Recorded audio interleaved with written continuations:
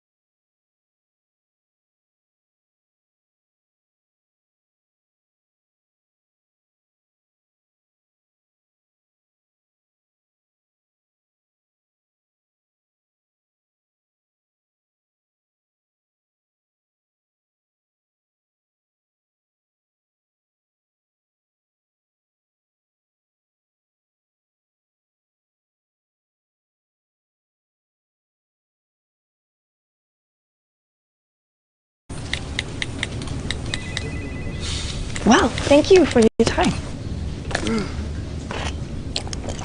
How juicy. Juicy.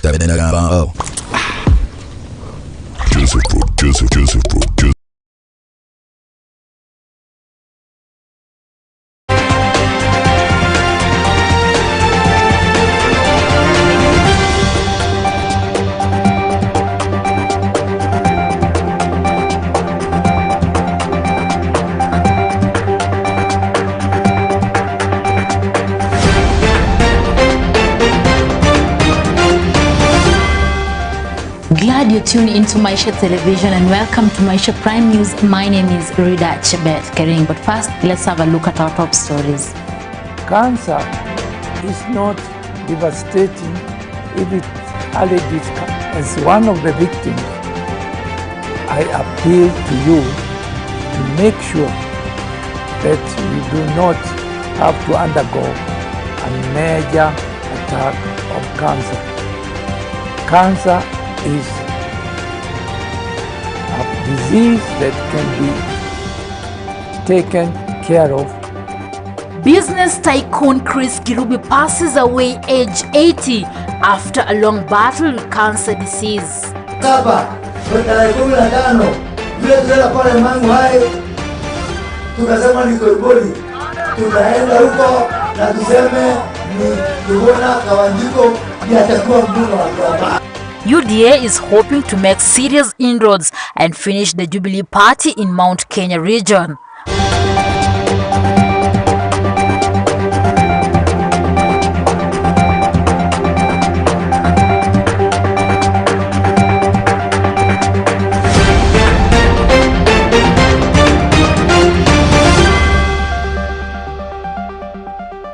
Welcome. The Council of Governors has for the 10th time taken a swipe at the Treasury over late disbursements of funds. The Council Chair, who doubles up as Embu Governor Martin Wambura, has maintained that the Treasury is there to disburse 102.6 billion shillings to the devolved units barely 2 weeks to the end of the financial year. We are not children of a lesser God in the counties.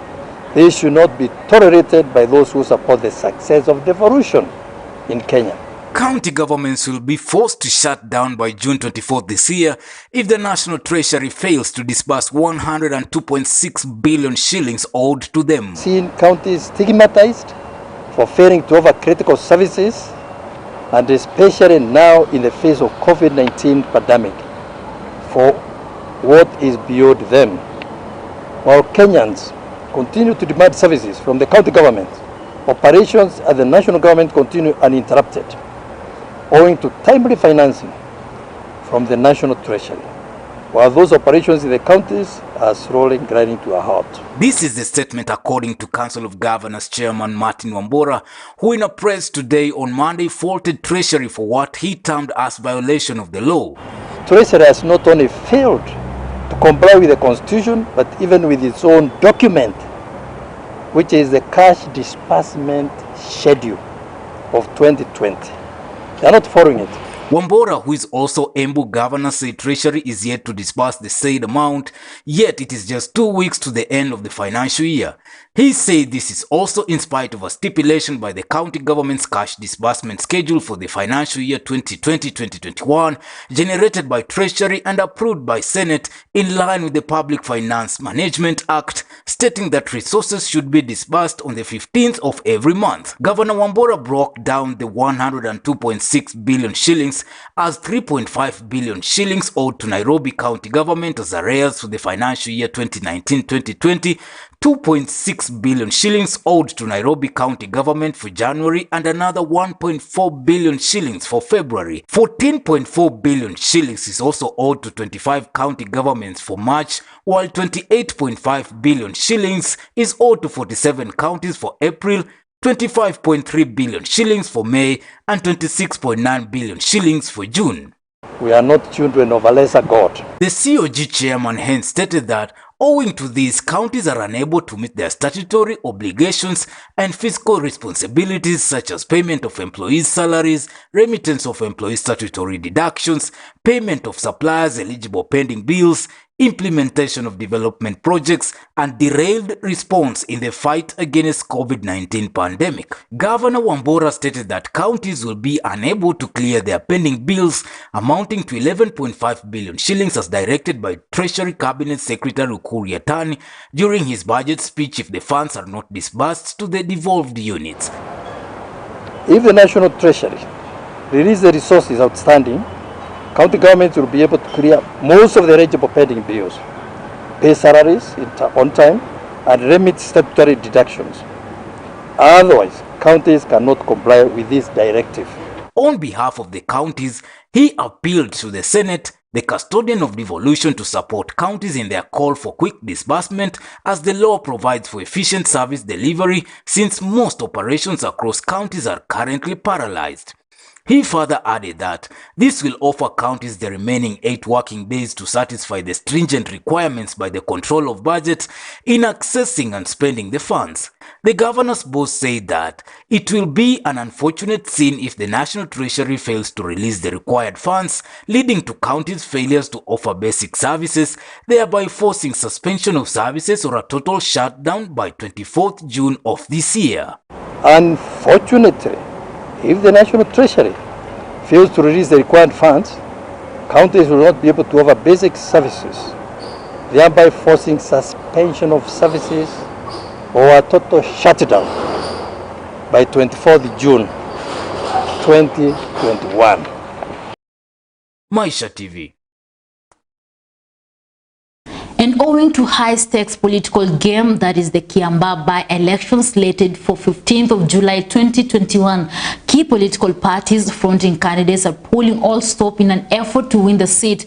The Jubilee Party on Sunday staged a series of stopovers campaigning for their candidate Karuri Njama, who along with the United Democratic Alliance candidate John Wanjiku have been touted as the front runners in the race.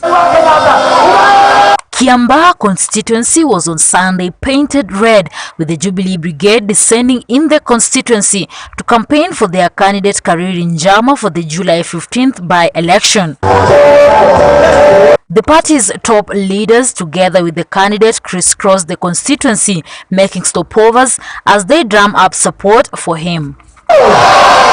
With the race fashioning itself as a two-horse race between Kanini Njama and United Democratic Alliance candidate John Wanjiku, all parties involved are going an extra mile to make sure their candidate stays on top.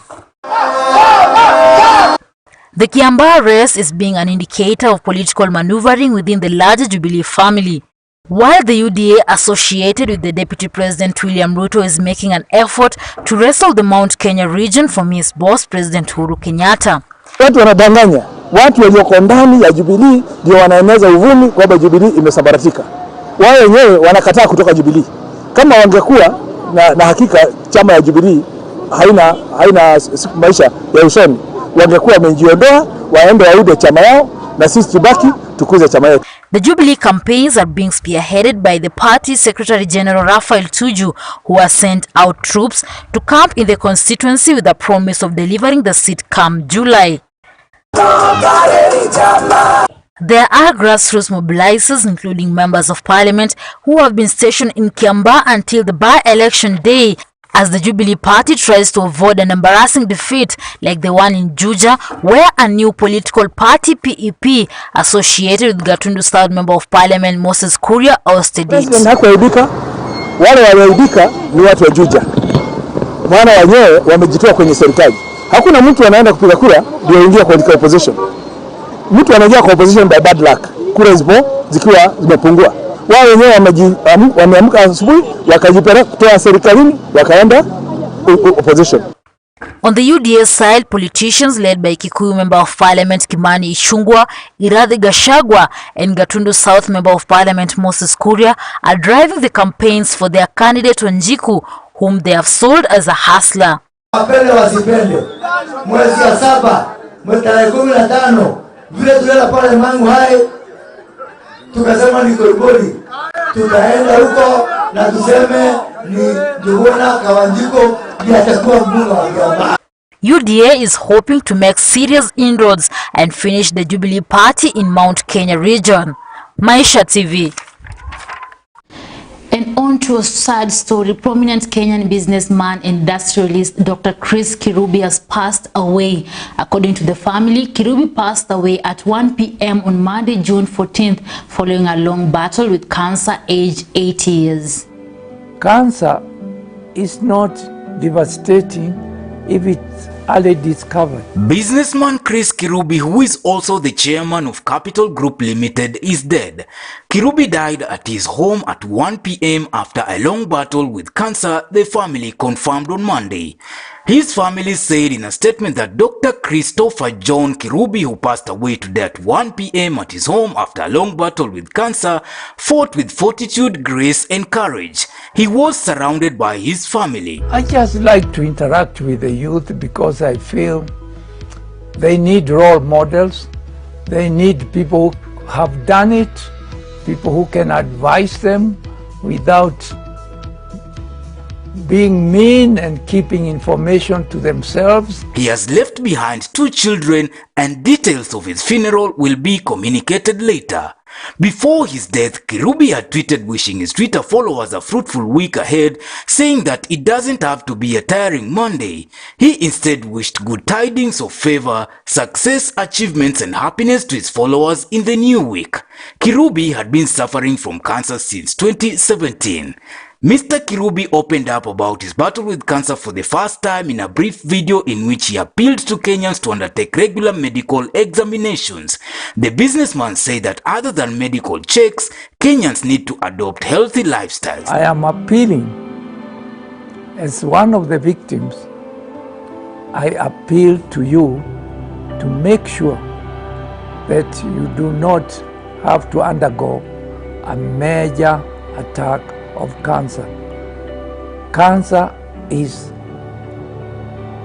a disease that can be taken care of if we go to the doctor to check our blood from time to time to make us aware of what is happening to our bodies. When he returned to Kenya in mid-2018, cancer treatment had already taken a massive toll on his body as he had lost a lot of weight and a first public appearance showed him weak. The tycoon was known for his vast business interests in a wide range of sectors, who was flown to America in November 2017 and spent most of that year receiving treatment in the US. Kirubi continued to scale the heights of success with many investments under his name and shareholder titles in some of the biggest companies in East Africa. From Maisha TV, we say rest well, Mr. Kirubi.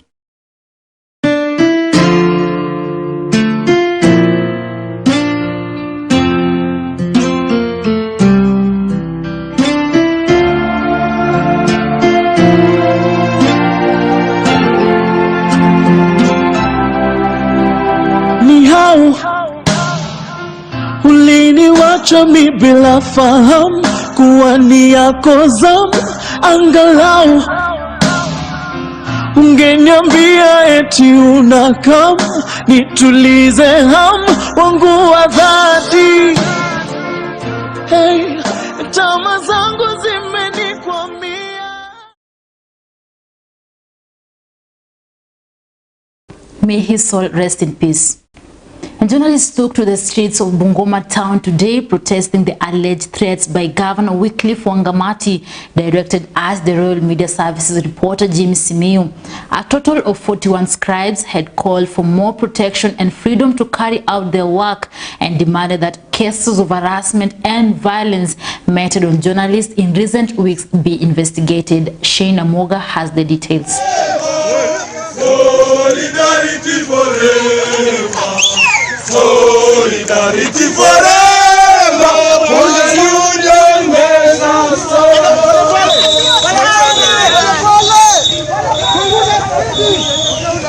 On Monday, 41 journalists from Bungoma County took to the streets to protest persistent attacks against journalists and media independence, calling for more protection and freedom to carry out their work. The journalists demanded the summon of Bungoma County Governor Wycliffe Wangamati to record a statement on the same and issue a public apology to the victim. As the media fraternity drawn from various media houses working within Bungoma County, we wish to state as follows. 1.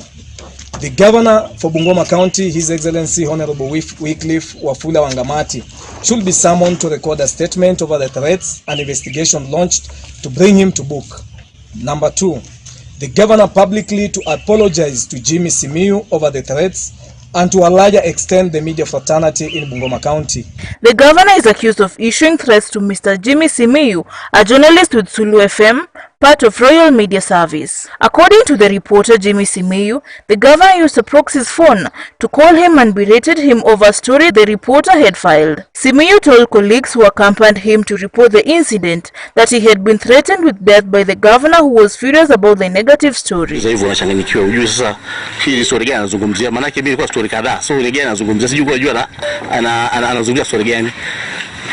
Nikamwambia ati story, alafu akaniambia Jimmy, sikiza acha nikwambie. Kwa lugha ya Kibukusu aliambia ati wani alide sana. Sijui kwa Kiswahili nini, lakini I think is nagging. I've nagged him for so long na amenivumilia sana. So kwa hivyo akasema tu, kwani wewe ni nani kwa hii county ambaye unafanya story mbaya kuhusu mimi? Na tungependa tu kuweza kuomba Inspector General of Police, the County Commander, County Commissioner kwamba hili swala lisichukuliwe lightly. Governor aweze kuja, aweze kuandika statement, aweze kuapologize kwa Jimmy in person, publicly, na to the media fraternity. Na asipofanya hivyo, sisi kama wanahabari ambao tunafanya kwenye field, sisi hatutafanya story. We will not be covering any functions, not only of the governor but the entire Bungoma County government. In a memorandum to the County Commissioner and Clerk of the County Assembly, following, the journalists say they were displeased with the conduct of the Bungoma County Governor Wangamati. The threats coming from a person from the governor's rank need not to be ignored or taken lightly. The journalists also demanded that cases of harassment and violence of journalists be investigated. We, the media fraternity in Bungoma County, are displeased with the character and the person of His Excellency Wycliffe Wafula Wangamati, Governor of Bungoma County. In the recent past, the governor and his close allies have threatened journalists operating in Bungoma County. Among those who have been victims in the past include Brian Ojama and Titus Oteba, among others. The latest being a phone call threat to Jimmy Simiyu, a reporter attached to Sule FM, over a story he had filed on the violence at a funeral in Tuti Marakal ward. The Media Council of Kenya and the Kenya Union of Journalists have condemned Bungoma Governor Wycliffe Wangamati for allegedly issuing threats to a local journalist based in the border town. In a statement, the MCK said it had been in touch with the Sulu FM journalist and advised Simiyu to take a statement with the police following the threats. MCK has said it will continue to protect journalists working in Kenya and has urged police to accord the journalist security as the matter is being investigated. The council is also aware of allegations that the governor called the reporter to threaten him after an editor from the media house tipped him off about the story that the reporter had filed over an event held in Bungoma County on Saturday, June 12, 2021. Kenya Union of Journalists Secretary General Eric Oduor vowed to follow the development to the bitter end to get to the truth of the matter with a view of protecting journalists. We already have a name. This editor must vomit the money, Oduor said.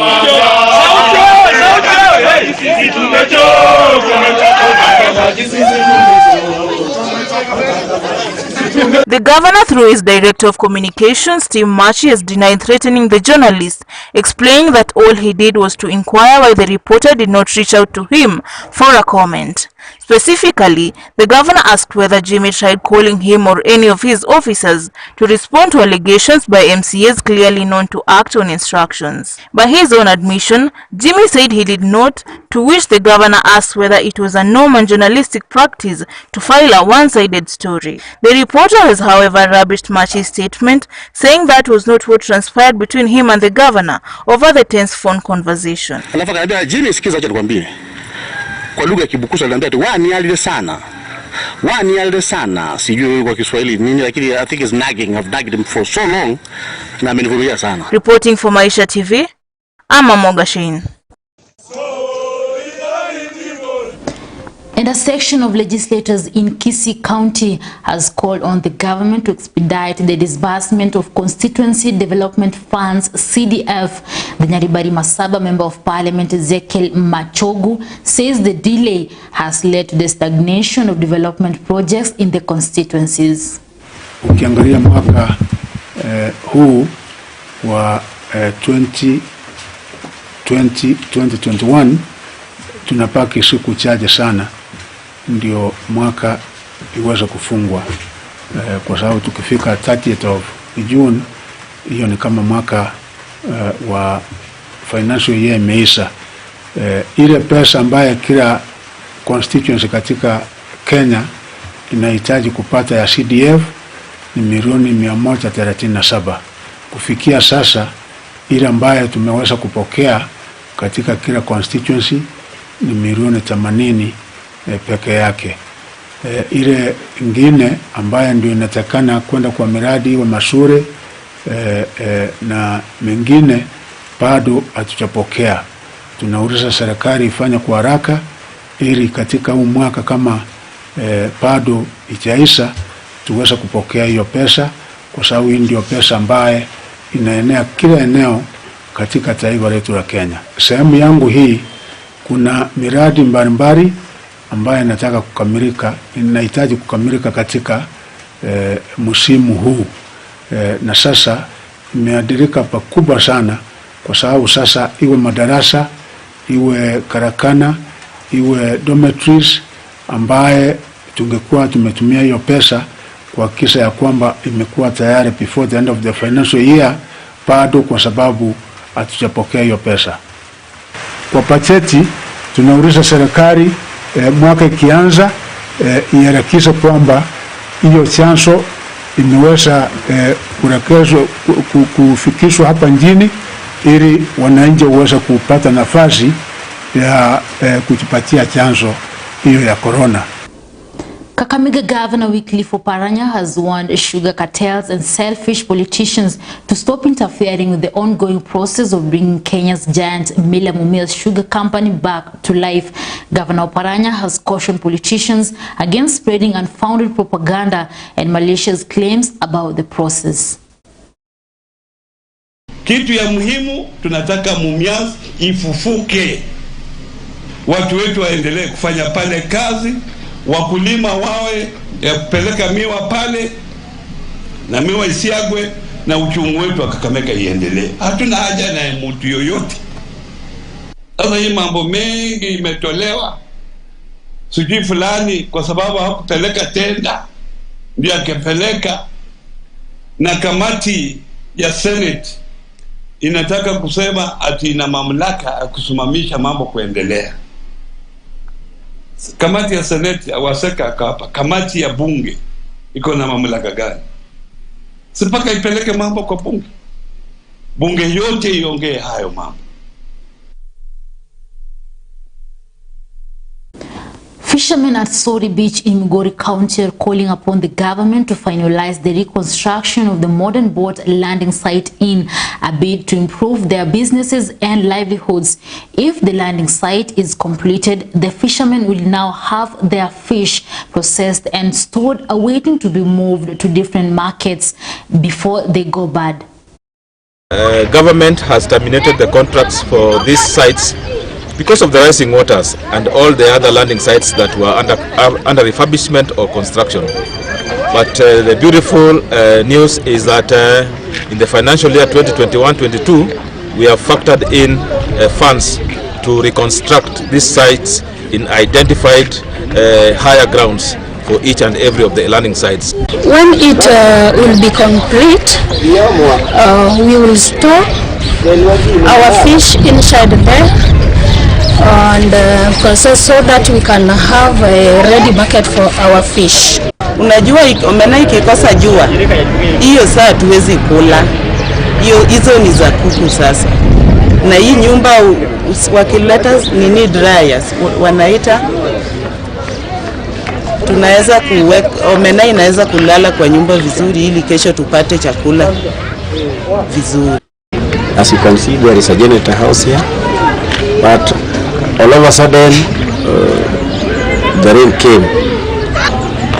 It is now submerged partially, and the government has a plan of building another one. So this building was equally meant to produce ice so that those fishermen that are targeting fish species like tilapia or catfish or Nile perch are able to have where they can store their fish.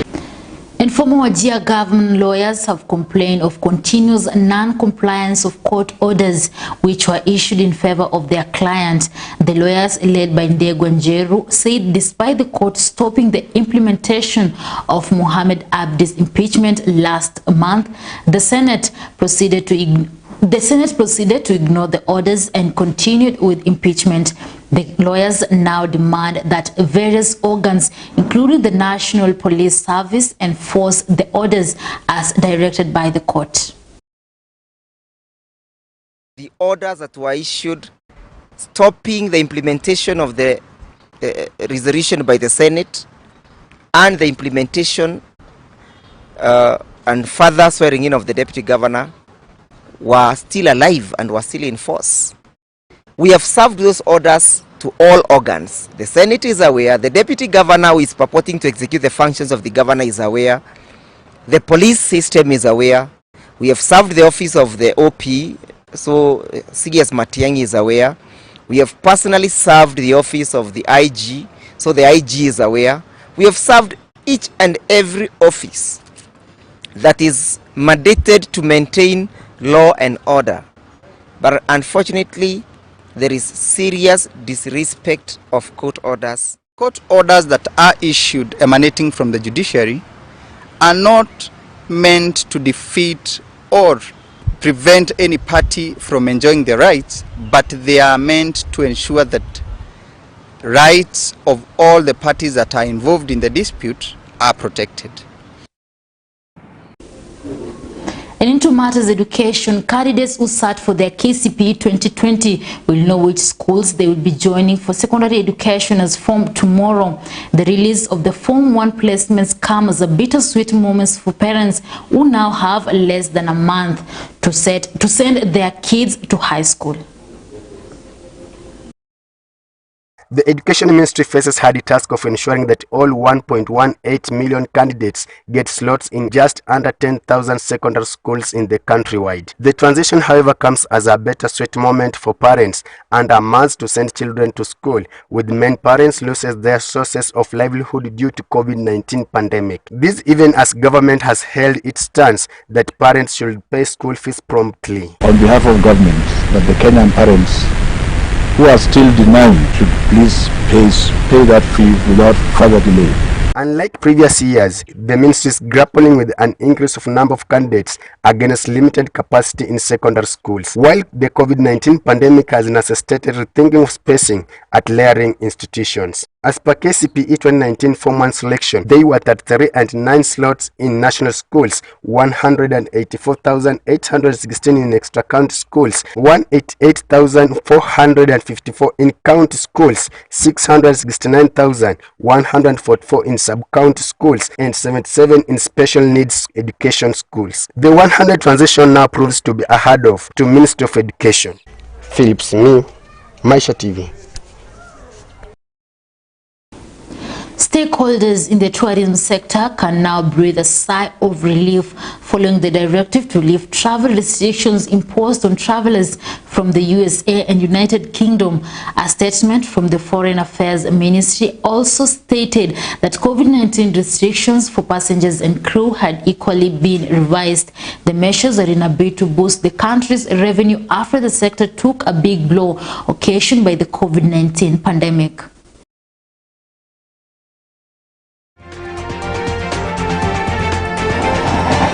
That's all we had for Maisha Prime News. My name is Rida Chebet Kevin.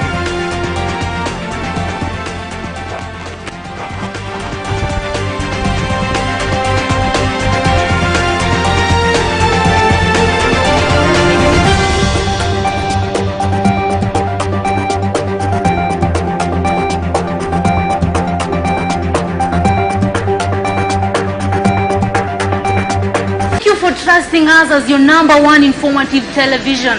Join me, Rida Chebet, every day as I bring you the latest news at Maisha Live at 1 and update at 6, right here at Maisha Television. Wakati mafuta imeongeza hivi, Wao wameongeza commission yao to 28.1%. I have a visual disability, yes, which has been with me for a long time. No, I'm asking the second part. Suala la utovu wa nidhamu limezua hisia mseto nchini.